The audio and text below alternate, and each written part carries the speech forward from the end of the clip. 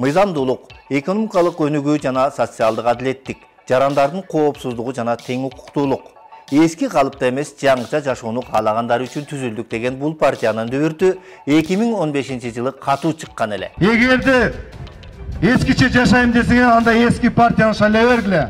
Эгерде жок, жаңыча жашайм десеңер, жаңы кадам жасайбыз десеңер, жаңы багыт алабыз десеңер, анда жаңы партияны шайлагыла. Мындай партияны колдобогондон кайсы партияны колдойбуз? Деген Төрөбаевдин партиясы жаңы болгону менен өзү ага чейин бир нече партия менен депутат болгон. Ун базардан саясатка аттанып, 2007-жылы Бакиевдин Ак Жол партиясына кирип, атүгүл фракция лидеринин орун басарлыгына чейин жеткен. Бирок 2010-жылы инкылаптан кийин партия чачырап, Төрөбаев эми республикадан көрүндү. Бакыт мырза ал тарыхын ачыкка чыгарбай жашыргысы келет. Муну анын расмий сайттарындагы өмүр баяндарынан билсек болот. 2007-2010 жылдары Бакыт Төрөбаев партиясы жок эле парламентке шайланып жүргөнү көрсөтүлгөн. Ошентип 2015 жылга чейин эле республикачылардын ынтымагы ыдырап, бир нече партияга бөлүнүшкөн. Бири ушул Өнүгүү Прогресс болчу.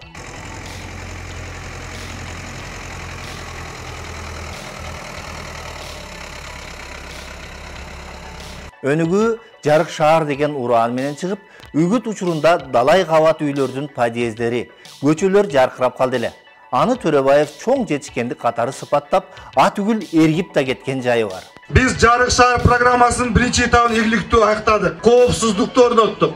Жарык орноткондон кийин, мына мен сиздерге айтып коеюн, бир подъездде 12 жыл чогуу жашап, 12 жыл бири-бирин тааныбай жүргөн экен. Алар өзүнүн жаш балдарга аянтчаны түзүп, мына ушул жерден кийин жакшынакай дос, меймандош болушту. Шайлоо да өттү. Ананда мөөнөтү бүтүп күйүп кеткен лампочкаларды кайра Өнүгүү Прогресс алмаштырып бердиби? Бүгүнкү күндө бир жөнөкөй лампочка 20 сомдун тегерегинде турат. Ал убакта мындан да арзан болчу. Демек, 10-12 сом менен оңдогон адамдын көңүлүн алган арзан, бирок эффективдүү пиарына баа бербесе болбойт. Ал эми берген убадаларын окусаңыз, чындап эле эң жогорку баага татыйт. 130 убада аткарып беребиз дешиптир. Азыр эсептеп көрөлү. Канча убадасынын өмүрү лампочканын өмүрүндөй кыска болду. Мен Сайпидин Султаналиев тизмектеп берем. Өнүгүү Прогресс саясий партиясы парламенттеги 6 жылдык тарыхында бир гана жыл көпчүлүк коалициянын мүчөсү болду. Аталган партия аябагандай натыйжалуу иштей турганын айтып, добушту сатып алууга жол жок экенин жарыялап да жүрдү. Добушуңузду баттап, аны акчага сатпаңыз, административдик кысымдарга моюн сунбаңыз. Бүгүнкү биздин кабыл алган чечим балдарыбыздын эртеңки жашоосуна таасир этет. Бириндикте гана биз натыйжа көрсөтөбүз. Өнүгүү Прогресс натыйжа көрсөтөбүз. 2015-жылы Өнүгүү Прогресс партиясы өзгөрүүнү элеттен баштоону колго алып, айыл чарбаны колдоо керектигин айткан.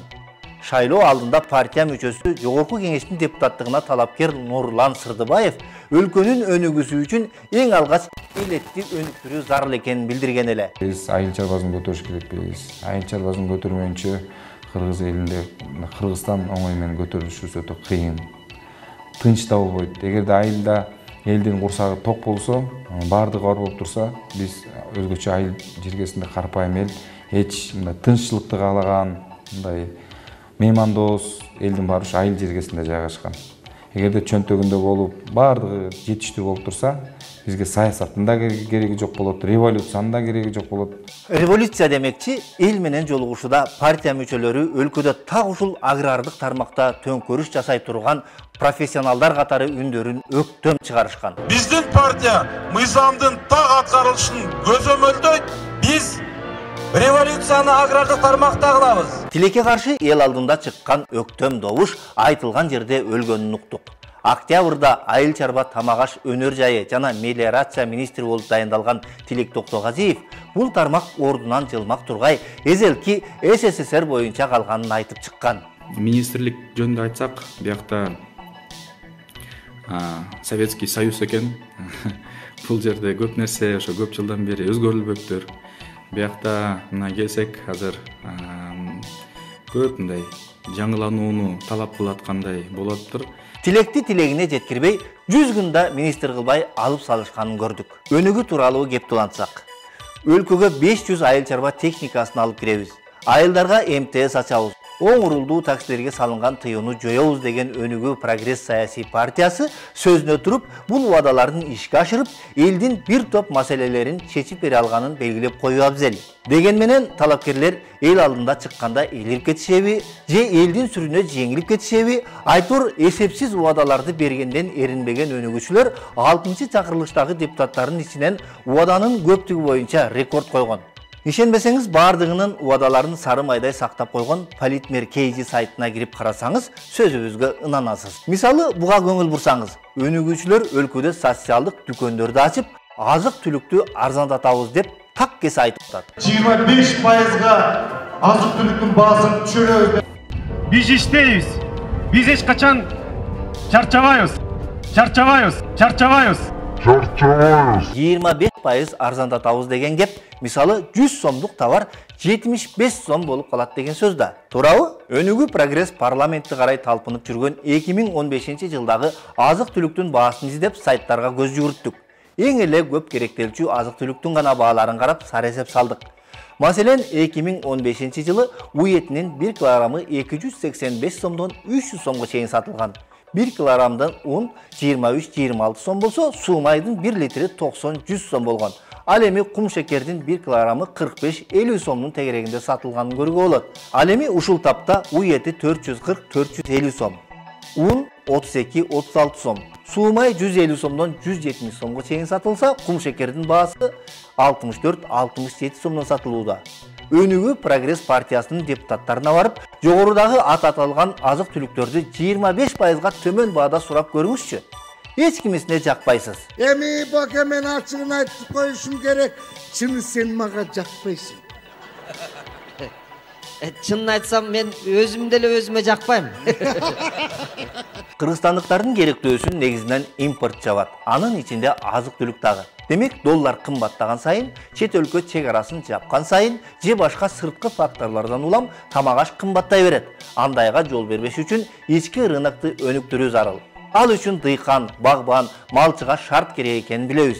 2015 жылдан бери айыл чарба жаатында иш жүргүзүлбөй, дыйкандардын чыгашага учурап жатышкандыгы жогорку трибуналарда сынга алынып келе жатат.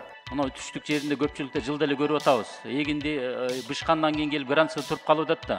Канчалам төккөндөрүн көрүп атабыздар да. Быйыл да мен эме кылам, эгерде ушундай границада дагы туруп калса, мен сунуш киргизем ушул айыл чарба министринин астына алып келип төгүп бергил депчи.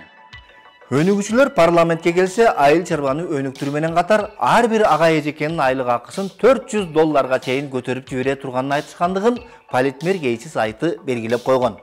Улуттук статистикалык комитет 2020 жылдын аягында орточо айлык $18.493 сом экенин жазган. Же $220 тегерегинде. Ананда ортодон төмөн киреше тапкан адамдар үчүн арзан турак жай программасын түзүүнү колго алышаарын билдиришкен. Бул программаны өкмөт жеткиликтүү турак жай программасы деп кабыл алган. Бирок бардык эле адамдарга жеткиликтүү эмес экендиги жалпыга маалымдоо каражаттарында жазылып да, айтылып да келет. Процентин карасам 2.500.000 сом деди. Ош жерден мен ушундай шоковой состоянияда болдум.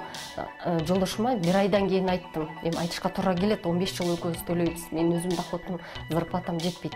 Жолдошу жумушсуз калгандыктан пайыз төлөөдө маселе жаралып, банктагы төлөм мөөнөтү өтүп кетип, банканы 23% керектөөчү кредитке отургузуп койгон. Өнүгүү прогресс партиясы 2015 жылы шайлоо алдында канча убада таратканы, анын канчасын аткарганы 6 жыл аралыгында өздөрүнүн да эстеринен чыгып кеткен болуш керек. Жалпысынан 130 убада берген, анын 56сы аткарылган. Калганы кумга сиңген суудай сиңип кеткен. Баса, социалдык баракчаларда хайп жараткандар боюнча да Өнүгүү прогресс партиясынын тизметинен келген депутаттар эч кимди алдына салдырган жок. Кыргыз Республикасынын мыйзамдарына өзгөртүүлөрдү киргизүү тууралуу жана Кыргыз Республикасынын өкмөтүнүн 2019 жылдын 1 августундагы 395 токтому менен жактырылган банкроттук жөнүндө Кыргыз Республикасынын мыйзамына өзгөртүүлөрдү киргизүү тууралуу Кыргыз Республикасынын мыйзамдарынын долбоорлору бир мыйзам долбоору бириктирилсин. Багар 10-15 депутат айтты, эмне кылабыз? Бала бакыра бар, эшик суук дейт. Добушка коюп коюңуз. Агазын кармап, Ырыспайдын ырларын катыра ырдап.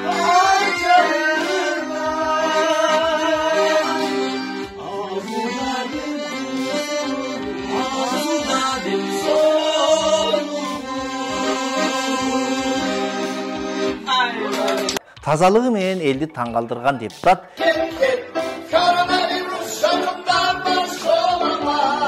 эл агартуунун отличниги Тазабек Икрамов жогорку кеңештин креслосунда олтуруп, даярдап алганын так окуй албай хайптарды жаратты. Гомес жөнүндө айтмакчы, жакында жогорку кеңеште эл аралык иштер, коопсуздук жана коргонуу боюнча комитеттин төрагасы болуп Тазабек Икрамов шайланды. Айым депутаттардын жөө жүргөнүн көргөндө жигиттик намыс ойгонуп, уялганынан баш кийимин баса кийип өтүп кетчү ыймандуу депутатыбыз Камсыбек Жолдошбаев экенин жакшы билесиз. Келатсаң, могу жерден уялам мен, чын айткандачы. Кээ бир депутат кыздарыбыз, келиндерибиз, балдарыбыз жанакы маршруткадан түшүп, анан мындай жөө басып келет да. Анан шапканы былдый басып көрүнбөй мен басып машина менен кирем. Жол тандабасы менен чоң жолдо жүргөндө өзүн таптакыр башкача алып жүрөрүнө күбө болгонбуз. Эмнени? Кана көрсөтүңчү? Менин. Кана?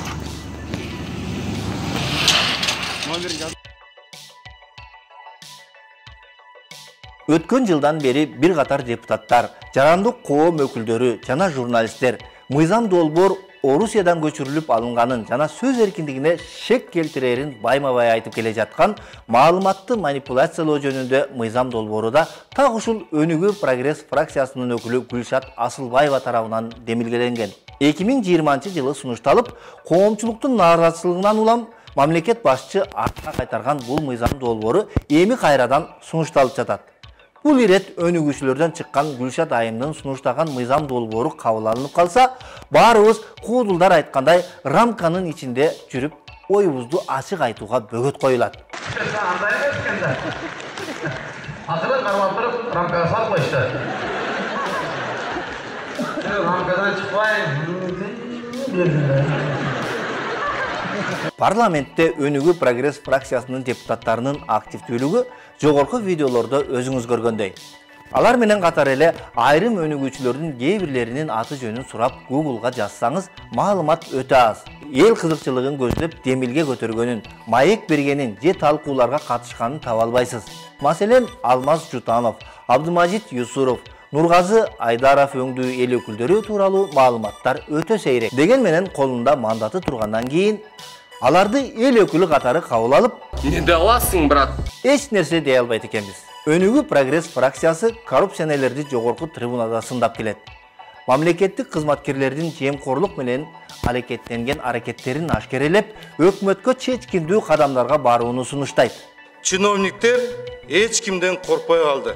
Өзүм билем, өтүгүмдү төргөйлем деп, кызматтык абалынан кыянаттык менен пайдаланып, жеке кызыкчылыгын көздөп, акча алып жатышат. Мурдагы эле калыптанып калган система пара алмай, 10% ставка сыяктуу системалуу коррупциянын аягы тыйылбай жаткандай сезилүүдө. Буга эл абдан нааразы. Бирок ошол эле мезгилде коррупцияга шектүүлөрдү коргогондору аз эмес. Эсиңизде болсо, мындан бир нече ай мурун бажы тармагында коррупциялык схема түзгөнүн моюнуна алып, Райымбек Матраимов мамлекеттин казынасына 2 миллиард сом төлөп бергендиги айтылган. Бажы кызматынын мурдагы орун басары Райымбек мырзаны колдоо митингиде болгонунан кабарыңыз бардыр. Ошол митингде дал ушул Өнүгүү Прогресс саясий партиясынын тизмеси менен жогорку кеңешке депутат болуп келип, парламентте вице-спикер болгон Мирлан Бакиров бир топ депутаттарды баштап Матраимовду колдоп барганына күбө болдук. Депутаттар келип отурат, чогуу эле бир бек өзүн өзүнүн калыс пикирибизди айтып коелу. Табылды Гапурович Тилаев, Бакыт Райымкулов, Султан Мурда, Илкам Ананов сыяктуу.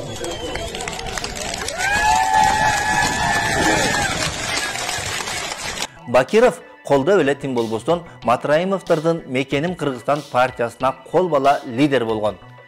Балким анын ордуна Төрөбаев деле болмок. Бирок мекенимчилердин алдыңкы тизмесине илинбей калганын угуп жүрөбүз.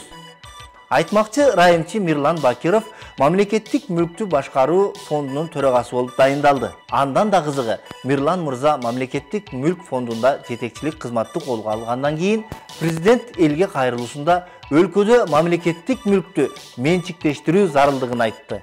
Мамлекеттик менчикке караганда жеке менчик ээси натыйжалуу иштей тургандыгын экономикалык реалдуулук ырастады. Биздин милдет мамлекеттик ишканаларда кайра реструктуризация жүргүзүп, келечекте жеке менчикке өткөрүү. Эми элдин мүлкүнө кимдер ээлик кылаарын Мирлан мырза чечеби же Мекеним Кыргызстандын чыныгы ээси Матраимовдор чечеби деген суроо жаралат.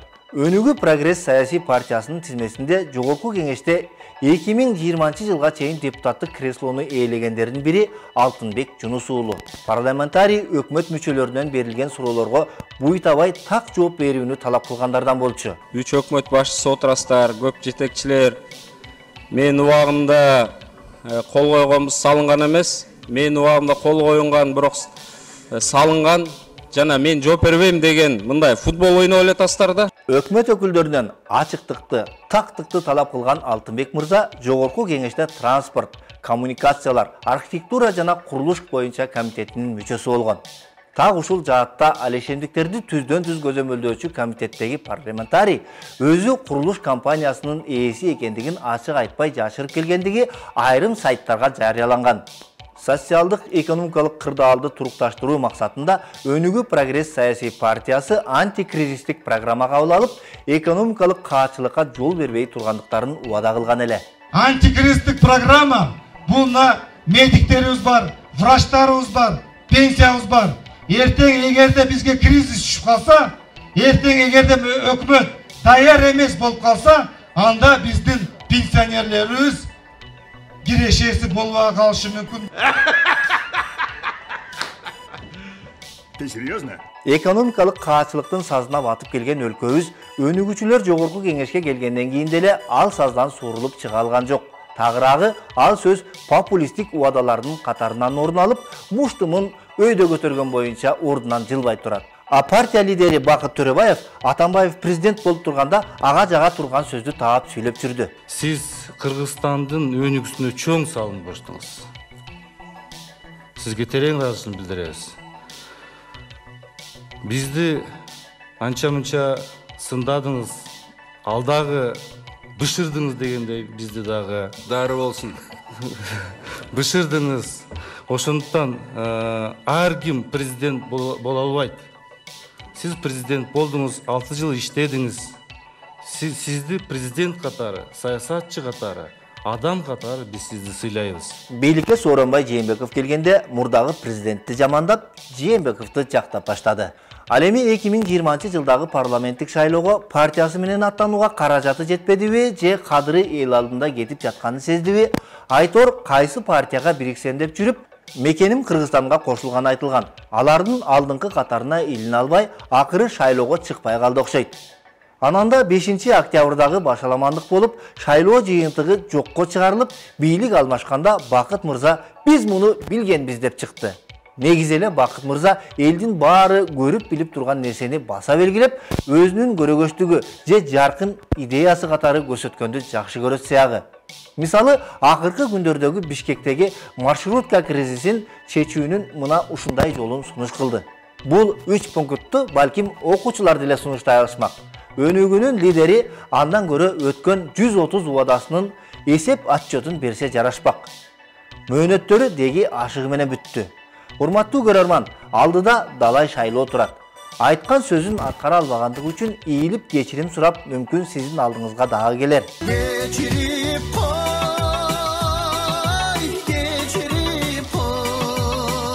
Кечиресизби же убадасын укпай туруп кетиресизби, аны сиз чечесиз. Буга чейин биз убадасын чала чарпыт аткарган парламенттеги партияларды тизмектеп келатабыз. КСДП, Бир Бол, Кыргызстан, Республика Ата Журт, азыр Өнүгүү прогресс. Алдыда ата мекенге да токтолобуз. Лайктан аянбай басыңыз, комментарий жазыңыз, бөлүшүңүз, каналга катталыңыз. Биз менен болуңуз.